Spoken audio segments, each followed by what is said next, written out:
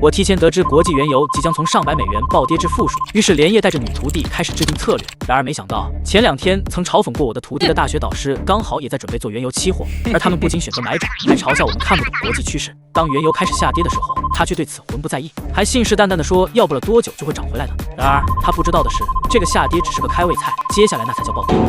刘总，怎么跌下来了？只见电脑上显示，原油期货的价格开始下跌了。刘学英撇了撇嘴，这有什么？只不过跌下来0点几而已，相对于整体涨幅超过1倍的价格，0点几的跌幅几乎可以忽略不计。然而刘学英的话音刚落，原油期货价格的下跌速度忽然加快了，从0.点几瞬间来到1个点，然后是1.5、2个点、3个点，众人都目瞪口呆地看着这一幕。短短10几秒的时间，原油期货的价格竟然跌下来4%！快追加保证金！旁边一人看着几乎呈直线下跌的原油价格，下意识说道：“跌得这么快，要不要挂空单对冲一下？”挂个屁的空单，肯定有什么资金想砸盘，我们只要加购保证金就行了。然而他话还没说完，原油价格又下来2个点。下属抬起头，苦着脸道：“跌得太快，我们爆仓了。”刘学英的脸色很是难看，他用的杠杆很高，所以别说将近7个点的瞬间下跌，就算5个点也会爆掉。众人更是疑惑不解，怎么会突然跌这么快？是不是出了什么事？查一查外面的新闻。下属很快就搜索了相关的新闻，没有什么发现，外面很正常啊。刘学英皱起眉头，那我们现在怎么办？挂空单吗？还是抄底？刘学英斩钉截铁的道：“抄底。既然外面没消息，应该就是资金临时砸盘，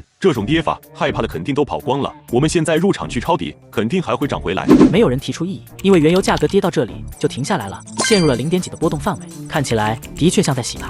你们看，随着曲线的平稳，开始有大量的资金重新入场，想要抢筹了。除去之前爆仓损失的10个亿，咱们现在还有90个亿，我们再投30个亿，这次一定是个好机会。刘学英完全没有因为突然的暴跌害怕。与此同时，王佳妮看着暴跌的曲线，很是兴奋。真的跌了，好恐怖的跌法，简直就是一条直线。这一切都在叶枫的预料之中，他只瞥了眼曲线。接下来应该怎么做？王佳妮沉吟了几秒，这应该不是洗盘，如果不进一步下跌，短时间内可能会有多单抢筹。我想挂一些多单，抢一下收益。但如果之后还会跌，那么反弹最多2个点到3个点，我想挂到2.3左右就卖。叶枫没有说话，他的沉默代表一切你自己判断，自己操作。王佳妮明白这一点，当即按照自己的想法去操作了。之后的1、2个小时里，原油期货果然反弹到了2.5左右。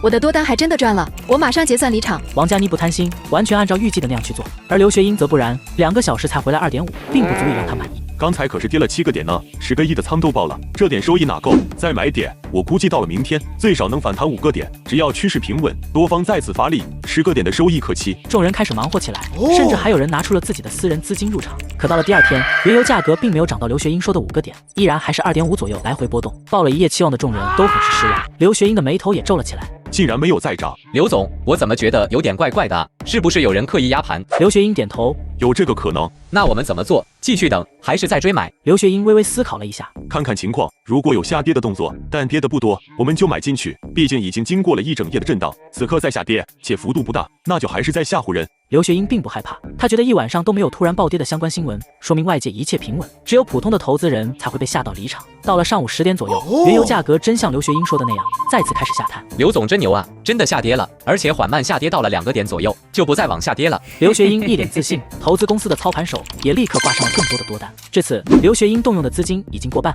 看见没有，这就是资本的力量，想怎么洗盘就怎么洗盘。如果看不清他们的动作，很容易被赶出去。想回来时，可能就得用更贵的价格去接盘，也等于扩大了自己的风险。你们以后遇到类似的事情，一定要考虑清楚，谨慎行事，别被轻易吓到了。还是刘总经验丰富，一眼就看出这些人的想法，简直就是洞察先机。是啊，有刘总带队，我们想不赚钱都难。一群人嘻嘻哈哈地恭维着，原油价格也开始逐渐向上，涨到了110美元。此时周围的恭维声也此起彼伏，这让刘学英满脸笑容，开始哼起了小调。然而还没哼几句，就听见操盘手开始大喊：“又开始跌了！”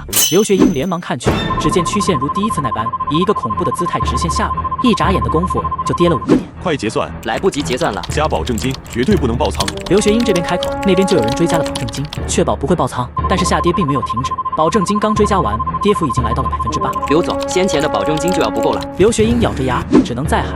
追加，我不信它还能跌。第二次追加了保证金，可是刚操作完，跌幅扩大到了10%，虽然还没有爆仓，却已经到达了临界线。手下人看向刘学英，有人欲言又止。刘总，跌成这样，清仓吧，损失就损失了，总好过爆仓啊。可刘学英怎么能忍受这样的损失？如果现在清仓，等于又损失了一大笔。现在他脑子里只有一个想法，那就是下跌不可能持续，10%看起来可怕，却一定会拉上去的。给我把所有资金都拿出来，一部分用来追加保证金，另一部分在现有价位挂多单，按倍数比例去挂。所谓的倍数比例，就是指价格10块的时候挂100万，跌到9块的时候挂200万，跌到8块的时候挂400万这样。这是一种不确定底部，但又不想错过底部的稳妥做法。此时的王佳妮也看到了可怕的下跌曲线，太棒了，现在已经到了我的预期目标。王佳妮高兴地看向叶枫，想要汇报自己的战绩，却听见叶枫诞生道：“这只是一个开始。”王佳妮愣了下，她咬咬牙，直接挂上了下跌30%的空单。30%的空单加上杠杆，哪怕我用的资金并不算很多，这也是一场豪赌了。除非下跌一颗不停的直线，否则只要上去1-2个点，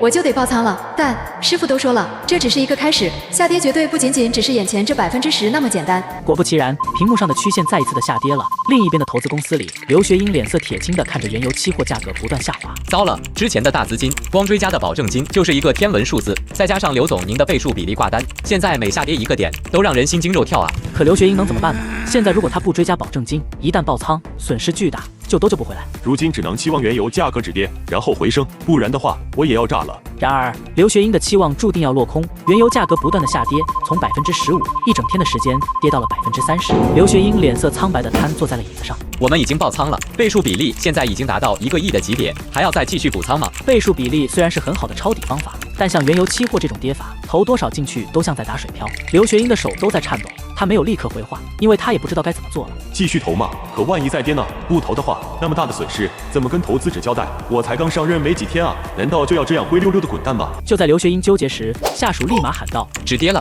止跌了！”刘学英精神一振，连忙抬头看去，只见下跌的曲线已经平稳下来，没有进一步的下探，反而在震荡中有回升的趋势。刘学英咬咬牙：“我们还有多少资金可以用？30亿左右，全部投进去，赌这次是底。”刘学英说罢，话音停顿了一下，连忙补充道：“算了，按照波动10%的范围去投，之后也许会再次下跌，但应该最多不会超过10%了，稳妥起见，按照这个波动去做单就行。”下属没有说话，他们也急得不行，毕竟一天功夫跌下来30%，也太恐怖了。一晚上就这么过去了。到了第二天中午，刘学英等人连公司都不敢离开，随时随地盯着盘面。原油价格还是维持在昨天的水平，上下波动不超过2个点。没事，眼下能够止跌就是好事。众人好不容易平静了一下，只不过好景不长，在中午时分，原油价格再次开启了暴跌模式。